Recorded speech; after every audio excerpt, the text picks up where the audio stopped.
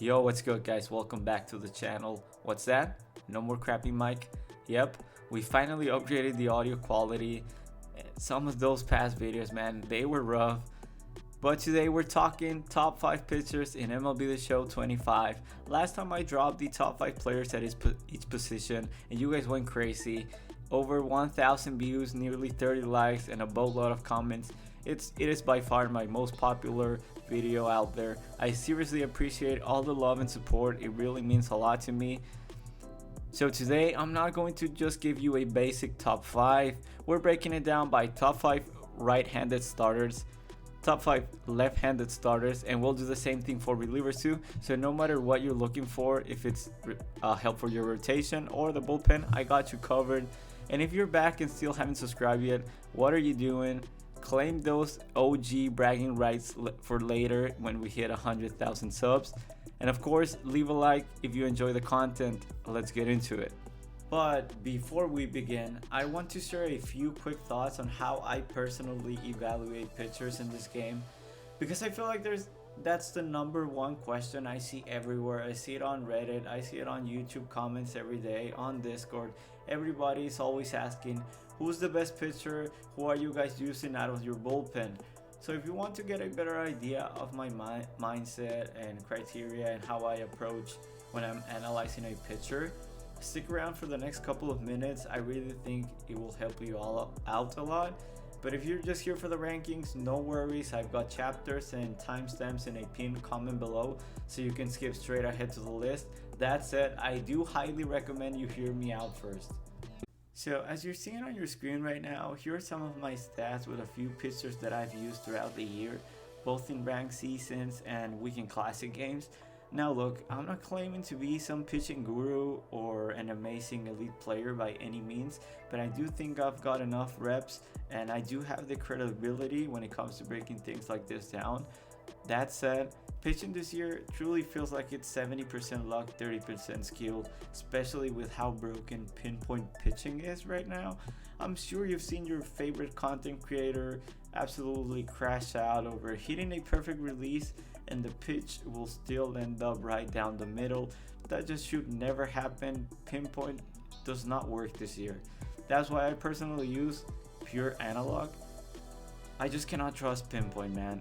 It honestly feels, for me at least, that you have to be 110% locked in so you don't mess up your releases. And even if you just keep throwing perfects, eventually you will throw it down the middle. So no thanks, that I'll pass on that. I'm good. Also, real quick, pitching success in this game, it really is very comparable to real life baseball. ERA, super overrated, overblown stat. People see a low ERA and immediately associate it with success, but 9 times out of 10 that doesn't tell the full story. You've got to look at it objectively, especially in a game like this where it's just so much out of your control. So I've got an example for you guys here. Let's take these two pitches that you're seeing on your screen right now. We got pitcher A and you got pitcher B. Let's say you pitch a game with each one of those, and their stat line for pitcher A looks like something like this. So he went 5 innings, he gave up 5 hits, 4 earned runs, which might look like a lot. He got 8 strikeouts, and you're seeing immediately the 9 ERA. It looks horrible, it looks pathetic. I agree with that. And if we go to look onto pitcher number B, you see that he threw 7 innings and 2/3. He gave up 12 hits, only 1 earned run though, with 2 strikeouts, and you're seeing that 1.25 ERA, and you're saying, wow, like this guy is just so much better. I have to keep using this guy. He's amazing, right? Like even like everybody would say pitcher B is so much better than pitcher A. But oh, what is this? Oh, I forgot to mention that 2 out of the 5 hits that pitcher A gave up were 2 fluky home runs, just late home runs. Obviously on your screen you're seeing this the same swing twice and with over 100-mile-an-hour exit velocity. But let's just say for this exercise that we're doing here, one of those or maybe even both of those were double-digit exit velocity home runs. You know, those 96-mile-an-hour exit velo, 360-foot home runs that you always giving up on Diamond Dynasty. Can you really blame the pitcher for this? I would 8 strikeouts over 5 innings. I'd take that any day of the week. And so you're saying, okay, well, maybe it wasn't really that bad, right? He got unlucky. What about pitcher B? So he gave up 3 perfects, but two of those 3 were outs. Then he must have been very, very lucky to finish with a stat line like this. So you see, this is what the point I'm trying to make here. You cannot always go by ERA. You cannot always go by batting average. I see a lot of people talk about batting average a lot too, where they're like, "Oh, I've pitched, like 80 innings with this guy, and my opponent is batting average is sitting around 200 and 220." And well, yes, that may be good, but what if you're giving up a home run every 5 at bats? What if that hit is an extra base hit, not even a home run, an extra base hit, right? And then you got another pitcher that you see his stats and he's giving up a 300, your opponent's hitting over 300 against them. What if he just gives up a single every inning and gets 2 strikeouts? So, like I said, you have to be extremely objective when you're evaluating your pitchers. Me personally, I don't really take a whole lot of stock on ERA. The 2 stats that I value a lot, and obviously this really varies with how you like your pitchers, what's your pitching style. For me, I just like to feel dominant on the mound and get a lot of strikeouts. So for me, the most important stats when I evaluate a pitcher are strikeouts, your Ks per 9. If you're getting a double-digit Ks per 9, that's more than enough for me. If you have like under 10 Ks per 9, I don't think that's good. Obviously, it's still good for this game, especially if you're an all-star. Like, getting a strikeout these days is pretty much impossible. I know it's getting up during Hall of Fame. It's getting to a point where me and my opponent, we have about 5 or 6 combined 8 to 10 pitch at bats every game. So it's definitely getting harder to get strikeouts for now. We have to wait until pitchers start to get better Ks per 9 stats, attributes wise. And innings pitch, I really value a pitcher that's going to go out there and give me 6 innings, give me 7 innings. If you're a pitcher that's going to be tired around the 5th inning, that maybe doesn't really have these strikeout pitch, and honestly you have to just chuck and pray that your opponent misses the pitch. I hate those type of pitchers. There's already so much RNG involved in this stupid game that I'm not really trying to leave it out to the MLB The Show gods when I'm pitching. I just feel like maybe it's my OCD, but I feel like I have to be in control when I'm in the mound. So I like dominant pitchers. So this was just, a quick little example on how I evaluate pitchers. Again, I'm not going to rank the pitchers, the top 5 based on this, on how they've done for me, because I know I'm going to have a different pitching style than everybody else. So for that reason, I just wanted to get this out of the way. I feel like it was kind of important, and I hope you learned something. So let's just get into the top 5 list. Starting off as always, I got a couple honorable mentions here in Hunter Brown and Paul Skeens. Brown, one of the most underrated cards in my opinion. He throws a bullet slider, throws a nice fastball. He has a changeup, and obviously the sinker. He's very funky. He's not the best, but one of the most slept on cards in my opinion. Paul Skeens, if you're on All-Star, you probably do somewhat good with him. I think the outlier splitter is the stupidest thing they've ever done. He basically throws 2 sinkers. He suffers from speed differential. His sweeper will get some swing and misses against bad players that just swing at everything. And, he has that outlier, so he's going to give some people that struggle with that look. But I don't think he's anything great. Some other people that I would have maybe included here was like Dustin May. but I think he's very dated by now. So let's just get into the top 5. And I got Clemens. He's still probably at the top. He, in case you didn't know, he doesn't have the intimidation quirk that he had at the start of the year. They removed it. Obviously, I'm talking about him being the only 99 at the start of the game. The only counter to him was Carlos Beltran, and you could only see him 3 times a game. So he was very overpowered, but he never really had that good of a pitch mix. So I don't think he was anything too crazy. He's pretty BP by now, in my opinion. Everyone's seen Clemens for 4 months now. We know what everybody wants to do with him. Like I said, never had the best pitch mix. Very dated. Everybody catch up to him. The world catch up to him.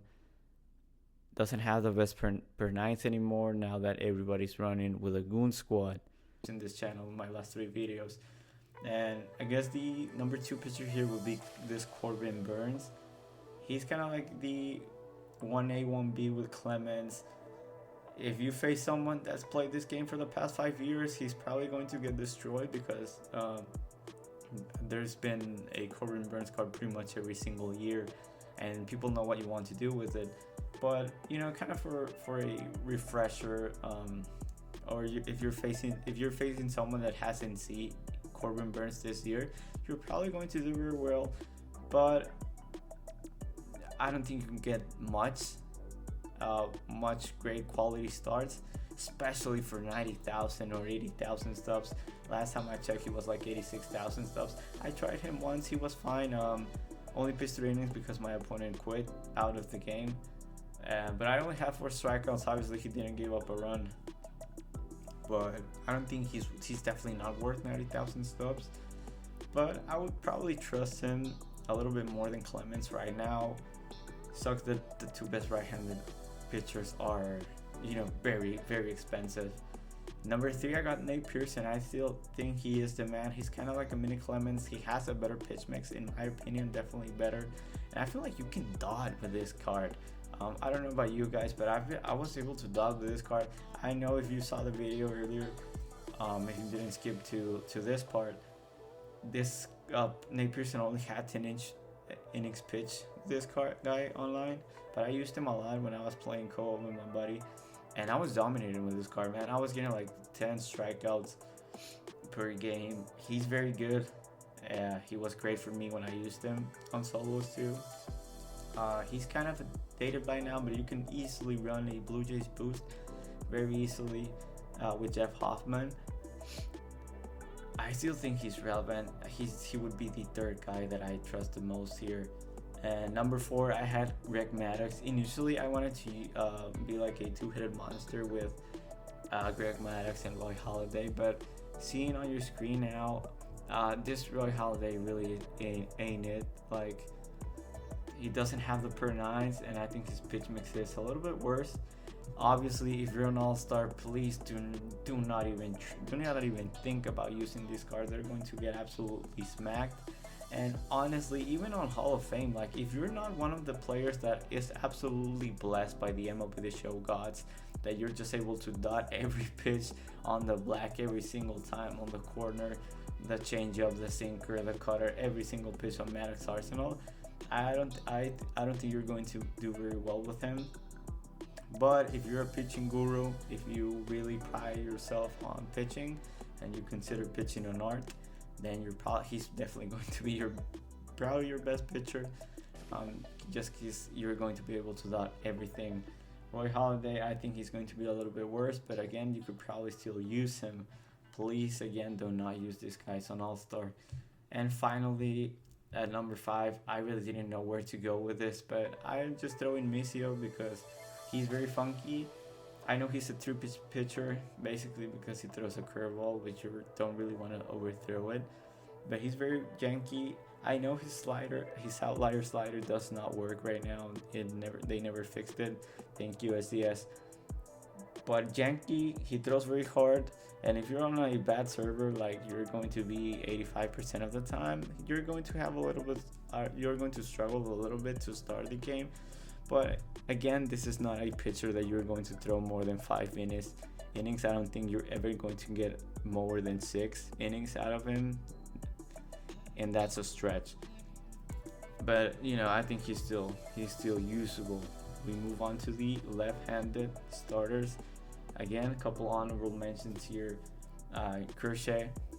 I really wanted to put this guy in the top 5, but he's just been so bad for me. And the time I faced him, I put up 4 and 5. So I don't think he's anything crazy. I was really excited for this guy. I thought he was going to be the left-handed male. I've already mentioned this in my other 2 videos. But I'm just so disappointed. I was really excited for this Kershaw, but it sucks. Chris Sale, again, another guy that I probably should have put in the top 5 just because he's basically a guaranteed free win if you're facing someone that's bad at the game or somebody that just cannot hit against Chris Sale. We've all been baptized by Chris Sale the first time that we saw him. People will go a lifetime without being able to hit Chris Sale, but that's just how it goes. And I don't think I still think you see Hall of Fame players that really cannot touch this card. So now that I think of it, I probably should have included him, but hey, I'm not mad about it. Jamie Arnold, very underrated card. I feel like this is going to be kind of like a sweaty, low-key, under the radar card that only the sweats use. He's basically Noah Schultz at the start of the year. Very exact same release. I'm 99% sure it's the exact same pitch mix. He's never going to be amazing. He will never be dominant, but he's never going to get rocked either. He's going to go out there, give you 5 innings, and he's going to give up at max 3 runs. Probably going to give up 2 every outing. And on this stage of the game, I think that's very solid. Consistency really goes a long way. And plus, he also has very high Ks per nine. I believe I have him P5, and he has like 113, 111 Ks per nine. So that's very high. You're going to see a lot of balls in play. So I don't know if that's good or bad. I'll let you be the judge. But yeah, if you try this guy out, let me know how it goes. So we go to the top 5. Yeah, pretty much the characters that I thought you were expecting to see. Randy Johnson, he's barely hanging in there just because he has the intimidation quirk where people see him and they freak out. They have, maybe some PTSD of past Randy cards. He's not amazing. His per nines are not incredibly dated. He has better per nines than John Donaldson, but his pitch mix is not great. And people have been seeing this guy for 4 months now. They know what you want to do, and it's pretty easy to lose the strike zone with this Randy card. At number 4, I wanted to again include a 2-headed monster here with Screwball and Kershaw, because I think they have the same kind of a problem where people struggle to pitch out of the stretch. I personally struggled 10 times more with Screwball. I think Kershaw is very nasty out of the stretch. I really like this card. But again, I probably wouldn't use this guy on All-Star, while Screwball can actually dominate on All-Star, so that's why he's at number 3. But if you struggle to pitch with this guy, you're never going to touch him. But with Kershaw, you cannot use that guy on All-Star. I think you are going to get a little bit too cute with a curveball, especially if you're facing someone that's chasing everything, and you're going to hang the curveball and it's going to get crushed. So just if you're gonna use this Kershaw, I'm not saying don't use it on All-Star, especially if he's he's a fan favorite. He's probably one of your favorite players. Just don't overthrow the curveball. With Screwball, just don't walk, don't allow hits, I guess, because you're going to struggle. That's usually my approach when I face Screwball, is hope he walks me, and then it's carnage, because I know my opponent will struggle to pitch out of the stretch. He will either walk me again or throw a cookie down the middle. Lighter, again, another pitcher that I wouldn't be too confident on All-Star, but at this point of the game, no pitcher is going to be just absolutely dominant on that difficulty. But he's not going to be terrible. I used this Blue Jays card at the start of the year on All-Star when I was playing the mainly on All-Star, getting back into the groove of the game. And I did well. I did all right with this card. I really enjoyed it. So I don't think you're going to have too much struggle with this card. But once you get to Hall of Fame, man, this card is the best pitcher in the game. He's really I feel like if you knows how to use John Donaldson, he's definitely the best pitcher. But if you're not really into well, no, my bad. Let me rephrase that. If you know how to use highlighter, he's definitely the best pitcher in the game. You're going to fry bad players. You're going to destroy great players. You're going to do great against good players. You're even going to do very good against the best players in the world. He's always good, great. He's going to be a problem, especially with all the best bats being left-handed, and the best switch hitting bats are worse against lefties. I just faced him today. He destroyed me. I lost the game 3-1. I couldn't not touch this card. If you're on a wacky server, his sinker feels like 105. It's just it's a nightmare. And finally, John Donaldson, which I would say is the best pitcher, just because he is going to be great in every difficulty, no matter what. You already know about John Donaldson. He has given you nightmares for years now, so I'm not going to expand on that PTSD of yours. I will just move on to our relievers, and again, I have a couple honorable mentions to start. Let's start off with the left-handed first this time. So on your screen, Robleski, he's one of the cards that suffers from having no speed differential, but he has the pitch mix. He's very funky. I will say his card attribute says that he has like 70 stamina. It's a lie, it's glitch, and you know SDS will never fix that. So if you're interested, if he caught your attention just because of the stamina and kind of a different look in your bullpen, you know, a long reliever, it's a lie. It does not work. You're going to get fucked by that. But he's fine, I guess. Good on the Dodgers boost. Franco, he's only here because of the boost. If you have Beltran, if you have Lindor, Soto and Leiter, that's definitely the most meta boost that you can run right now.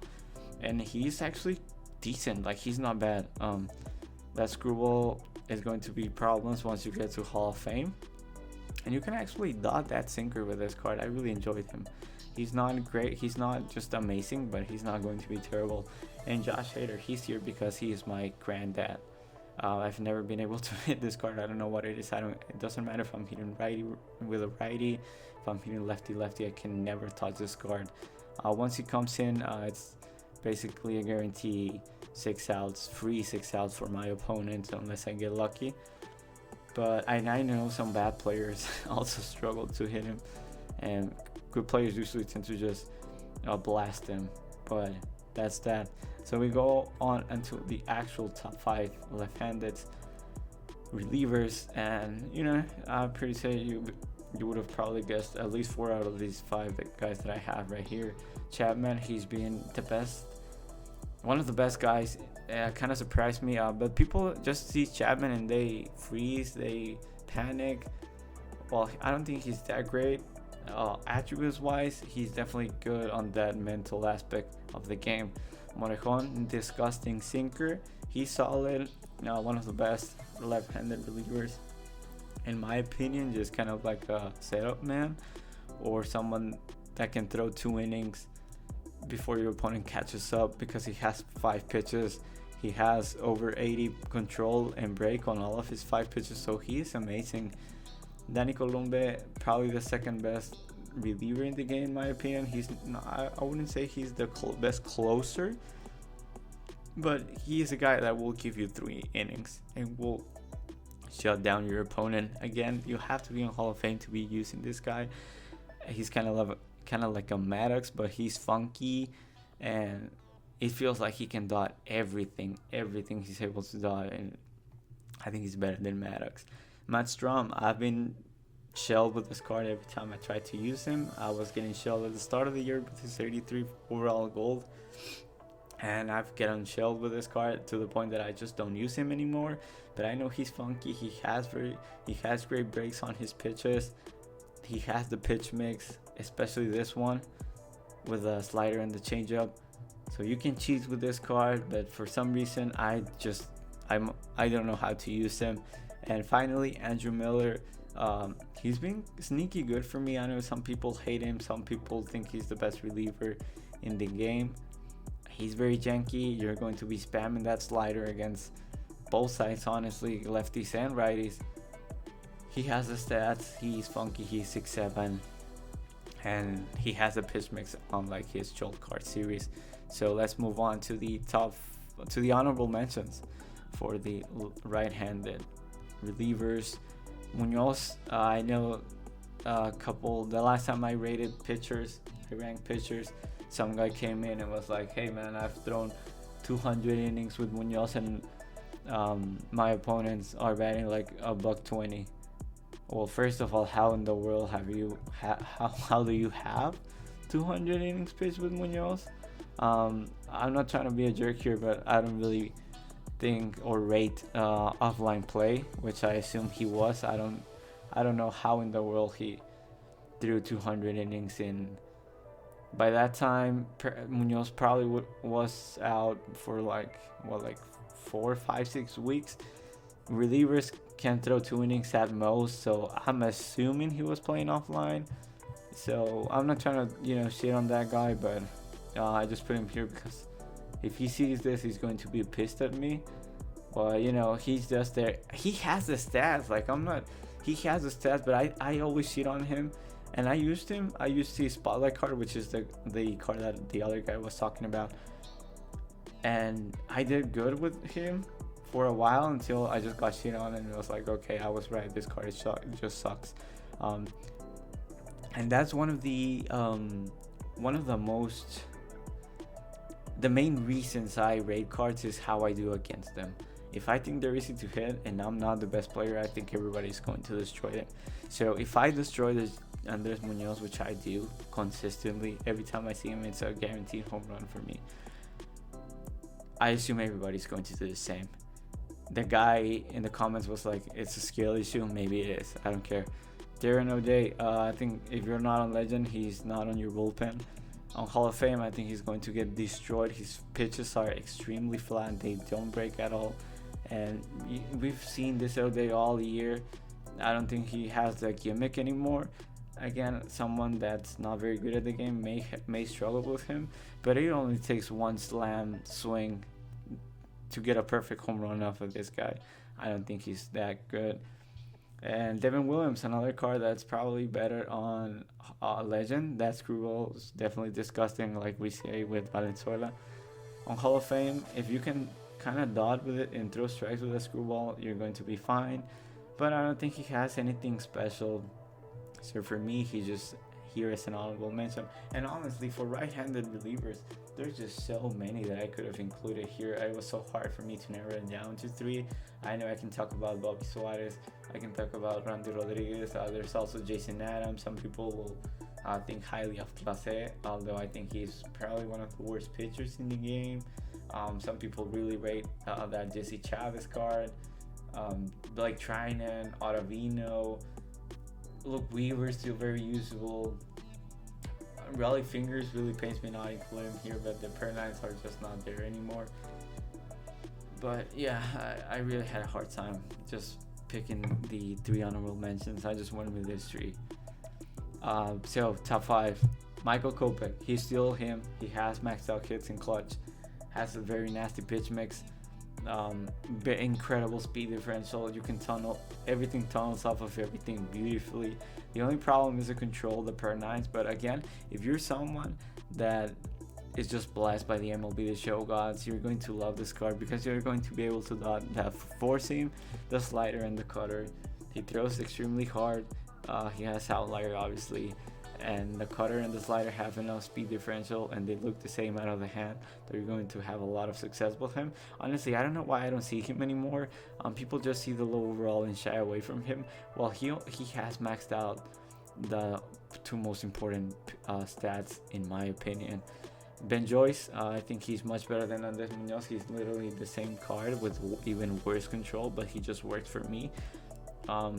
He has that where if you're facing someone that struggles with a fireballer, he's going to destroy him. I'm going to be 100% transparent here. I'm not using Ben Joyce and Michael Kopech in my bullpen anymore.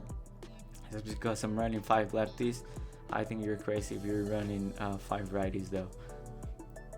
Evan Phillips, he's been an absolute dog for me. Extremely surprised with this card.